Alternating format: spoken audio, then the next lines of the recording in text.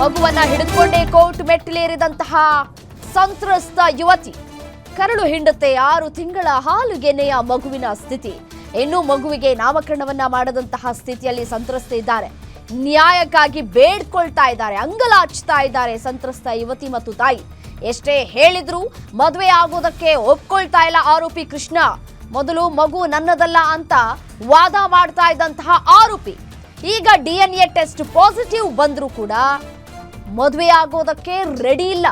ಈಗಲೂ ನಾನು ಪ್ರೀತಿಸಿಲ್ಲ, ಮಗು ನನ್ನದಲ್ಲ ಅಂತ ಹೇಳಿ ಆರೋಪ ಮಾಡ್ತಾ ಇದ್ದಾನೆ ಆರೋಪಿ. ಕಾನೂನು ಹೋರಾಟವನ್ನ ಮುಂದುವರಿಸೋದಕ್ಕೆ ಸಂತ್ರಸ್ತೆ ನಿರ್ಧಾರವನ್ನ ಕೈಗೊಂಡಿದ್ದಾರೆ. ಇನ್ನೇನ್ ಮಾಡೋದಕ್ಕೆ ಸಾಧ್ಯ ಹೇಳಿ?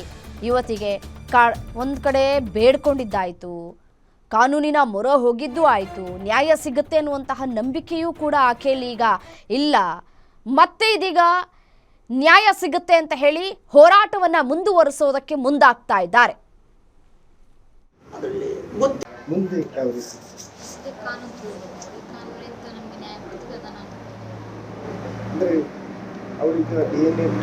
ಟೆಸ್ಟ್ ಆದ ನಂತರ ಪಾಸಿಟಿವ್ ಬಂದ್ರೆ ಹೋಗ್ತಾ ಇದೆ. ನೀವು ಏನಾದರೂ ಅವರೊಟ್ಟಿಗೆ ಮಾತಾಡಿದ್ರೆ? ಈಗ ನಿಮ್ಮ ಒತ್ತಾಯ ಏನು? ಈಗ ಸಹ ಅಷ್ಟೆಲ್ಲ ಹೇಳಿದ್ರು, ಮದುವೆ ಆಗ್ತಿದ್ರೆ ಎಲ್ಲಿಗೆ ಮುಗಿತಿತ್ತು, ಎಷ್ಟು ಕಾನೂನು ಎಲ್ಲ ಹೋಗ್ಬೇಕಂತಲ್ಲ, ಒಂದು ಜೈಲಿಗೆ ಹೋಗ್ಬೇಕಂತಲ್ಲ, ಅಷ್ಟನ್ನು ಎಲ್ಲರೂ ಹೇಳಿಕ್ಕೆ ಟ್ರೈ ಮಾಡಿದ್ರು. ಮತ್ತು ಅವರಿಗೆ ಒಪ್ಪಲಿಕ್ಕೆ ಇಲ್ಲ ಅಂತ ಹೇಳಿ ಮತ್ತೆ ಕಾನೂನು ಹೋಗ್ಬೋದು. ಈಗ ಸಹ ಅವರಿಗೆ ಆಪ್ಷನ್ ಉಂಟು, ಮದುವೆ ಆಗಿದೆ ಅನ್ಸ್ಕೊಂಡು. ಅದರ ನಂತರ ಈ ಪ್ರಕರಣ ಬಂದ ನಂತರ ಬಳಿಕೆ ಬಂದ ನಂತರ ಯಾವಾಗಾದ್ರೂ ಮಾತಾಡಲಿಕ್ಕೆ ಸಿಕ್ಕಿದ್ರೆ? ಒಮ್ಮೆ ಮನೆಗೆ ನಾನು ಹೊರಗೆ ಬಂದ ನಂತರ ಸಿಗಲಿಲ್ಲ. ಇಲ್ಲ, ಅದಕ್ಕಿಂತ ಮೊದಲು ಮಾತಾಡಿ ಪ್ರೆಗ್ನೆಂಟ್ ಒಮ್ಮೆ ಮನೆಗೆ ಬಂದು ಮಾತಾಡಿದ್ರು, ಅದರ ನಂತರ ಸಿಗಲಿಲ್ಲ. ಅವಾಗ ಎಂತ ಹೇಳಿದ್ರು? ಅಂದರೆ ಅವನು ಹೇಳಿದಾಗೆ ನಾನು ಲವ್ ಮಾಡಲಿಲ್ಲ, ಮಗು ನಮ್ಮೆಲ್ಲ ನಮ್ಮ ಮದುವೆ ಆಗುದಿಲ್ಲ ಅಂತ ಹೇಳಿದ್ರು. ಈಗ ನಿಮ್ಮ ಹೇಗೆ ಅವರೀಗ ಒಂದು ವೇಳೆ ಅವ್ರಿಗೆ ಶಿಕ್ಷೆ ಆಗುತ್ತೆ, ಯಾಕಂದ್ರೆ ಈಗ ಕಾನೂನಾತ್ಮಕ ಹೋರಾಟದಲ್ಲಿ ಶಿಕ್ಷೆ ಆಗುತ್ತೆ, ಬೇಜಾರಾಗ್ತಿದೆ. ಆದರೆ ಅವರ ಪೇರೆಂಟ್ಸಿಗೆ ಮಗ ಜೈಲಿಗೆ ಹೋಗೋ ಪ್ರಾಬ್ಲಮ್ ಹೇಳಿದ್ರು, ನಮಗೆ ಬೇಜಾರಾಗಿ ನಮಗೆ ಬೇಜಾರಾಗ್ತದೆ. ಅದಕ್ಕೆ ನಾವು ಇಷ್ಟು ಮದುವೆ ಆಗಲಿ ಅಂತೇಳಿ ಇಷ್ಟು ಟೈಮ್ ಕೊಡ್ತೀವಿ, ಅವ್ರು ಆಗೋದಿಲ್ಲ ಅಂತ ಹೇಳಿದ್ರೆ ನಾವು ಸಹ ಮುಂದೆ ಈಗ ಏನು ಕಾನೂನು ಅಥವಾ ಕೋರ್ಟ್ ಏನು ತೀರ್ಮಾನ ಕೊಡುತ್ತೆ ಅದಕ್ಕೆ ನೀವು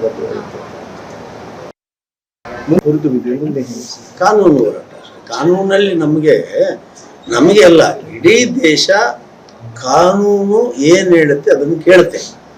ಅಂಥದ್ರಲ್ಲಿ ಅನ್ಯಾಯಕ್ಕೆ ಗುರಿಯಾಗಿ ಸಾಕ್ಷಿ ಸಮೇತ ಇರ್ತಕ್ಕಂಥ ಒಂದು ಮಗು, ಆ ಮಗುವಿನ ತಾಯಿ, ಆ ಕುಟುಂಬ ಅದಕ್ಕೆ ಮಾಡಿರೋ ದ್ರೋಹ, ಇದೆಲ್ಲವೂ ಕೂಡ ಕಾನೂನು ಗೊತ್ತಿದೆ.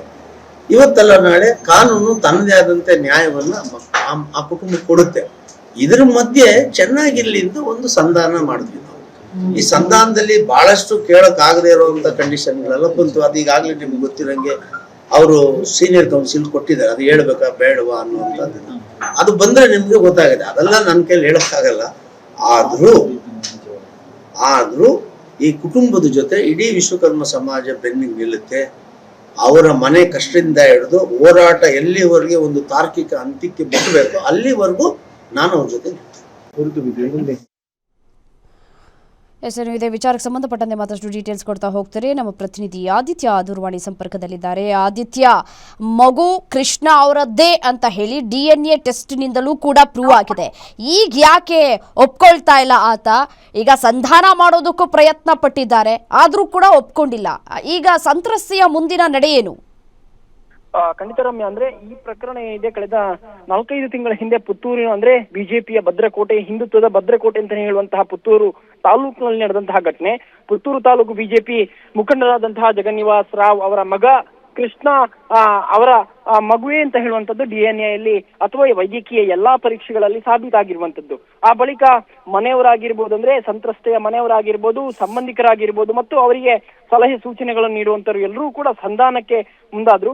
ಈಗ ಈ ಸಂಧಾನಕ್ಕೆ ಕೃಷ್ಣ ಅಂದ್ರೆ ಜಗನ್ನಿವಾಸ ರಾವ್ ಮನೆಯವರು ಒಪ್ತಾ ಇಲ್ಲ, ಅಂದ್ರೆ ಕೃಷ್ಣ ಒಪ್ತಾ ಇಲ್ಲ ಅಂತ ಹೇಳುವಂತಹ ಮಾತುಗಳು ಕೂಡ ಕೇಳಿ ಬರ್ತಾ ಇದೆ. ಈ ಹಿನ್ನೆಲೆಯಲ್ಲಿ ಈಗ ಅವರು ಕೋರ್ಟ್ ಮೆಟ್ಟಿಲೇರಿರುವಂತದ್ದು. ಕೋರ್ಟ್ ತೀರ್ಮಾನ ಏನು ಬರುತ್ತೆ ಹಾಗೆ ಪಾಲಿಸುವ ತಕ್ಕದ್ದು ಅಂತ ಹೇಳುವಂತಹ ನಿಟ್ಟಿನಲ್ಲೂ ಕೂಡ ಈಗ ಸಂತ್ರಸ್ತರ ಮನೆಯವರು ಕೋರ್ಟ್ ಮೆಟ್ಟಿಲೇರಿರುವಂತದ್ದು. ಅಂದ್ರೆ ಮುಖ್ಯವಾಗಿ ಗಮನಿಸಬೇಕು, ಒಂದು ಬಿಜೆಪಿ ಅಂತ ಹೇಳಿದ್ರೆ ಅಥವಾ ಸಂಘ ಪರಿವಾರ ಅಥವಾ ಹಿಂದೂ ಸಂಘಟನೆ ಅಂತ ಹೇಳಿದ್ರೆ ಹೆಣ್ಮಕ್ಳಿಗೆ ರಕ್ಷಣೆ ಕೊಡ್ತಾರೆ ಅಂತ ಹೇಳುವಂತಹ ಪುಂಖಾನುಪುಂಖವಾಗಿ ಅನೇಕ ಹೋರಾಟಗಳು ನಡೀತಾ ಇತ್ತು ಈ ಹಿಂದೆ. ಅಂದ್ರೆ ಅನ್ಯ ಧರ್ಮೀಯರು ಏನಾದ್ರೂ ಈ ಘಟನೆಯಲ್ಲಿ ಇದ್ರೆ ಇದರ ಆಂಗಲೇ ಚೇಂಜ್ ಆಗ್ತಿತ್ತು.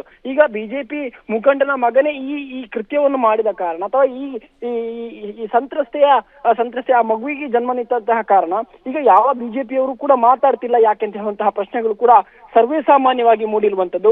ಆ ನಿಟ್ಟಿನಲ್ಲಿ ಈ ಸಂತ್ರಸ್ತೆಯ ಮನೆಯವರು ಅಂದ್ರೆ ಯಾರು ಆ ಮಗುವಿನ ತಾಯಿ ಇದ್ದಾಳೆ ಅವರ ಮನೆಯವರು ಈಗ ಕೋರ್ಟ್ ಮೆಟ್ಟಿಲೇರಿರುವಂತದ್ದು. ಕೋರ್ಟ್ ನಲ್ಲಿ ಯಾವ ರೀತಿ ತೀರ್ಮಾನ ಬರುತ್ತೆ ಅದಕ್ಕೆ ಬದ್ಧರಾಗಿರ್ಬೇಕು ಅಂತ ಹೇಳುವಂತ ನಿಟ್ಟಿನಲ್ಲೂ ಕೂಡ ಅವರು ಹೇಳಿರುವಂತದ್ದು. ಆದ್ರೆ ಇದಕ್ಕೆ ತಾರ್ಕಿಕ ಅಂತ್ಯ ಸಿಗುವವರೆಗೆ ನಾವು ಹೋರಾಟ ಮಾಡ್ತೇವೆ ಅಂತ ಹೇಳುವಂತ ನಿಟ್ಟಿನಲ್ಲೂ ಕೂಡ ಅವರ ಮನೆಯವರು ಹೇಳಿರುವಂತದ್ದು. ಆದ್ರೆ ಜಗನ್ನಿವಾಸ ರಾವ್ ಅವರ ಮನೆಯವರು ಅಥವಾ ಅವರು ಕೆಲವೊಂದು ಷರತ್ತುಗಳನ್ನು ಹಾಕ್ತೇವೆ ಅಂತ ಹೇಳುವಂತ ನಿಟ್ಟಿನಲ್ಲೂ ಕೂಡ ಮಾತುಗಳನ್ನು ಆಡಿರುವಂತದ್ದು. ಒಟ್ಟಾರೆಯಾಗಿ ಈ ಸಂತ್ರಸ್ತೆ ಅಥವಾ ಮಗುವಿನ ಜನ್ಮಕ್ಕೆ ಕಾರಣ ಕೃಷ್ಣ ಅಂತ ಹೇಳುವಂತದ್ದು ಸ್ಪಷ್ಟವಾಗಿ DNA ವೈದ್ಯಕೀಯ ಪರೀಕ್ಷೆಯಲ್ಲಿ ಗೊತ್ತಾಗಿರುವಂತದ್ದು. ರಮ್ಯಾ, ರೈಟ್, ಥ್ಯಾಂಕ್ ಯು ತಮ್ಮ ಡೀಟೇಲ್ಸ್ಗೆ.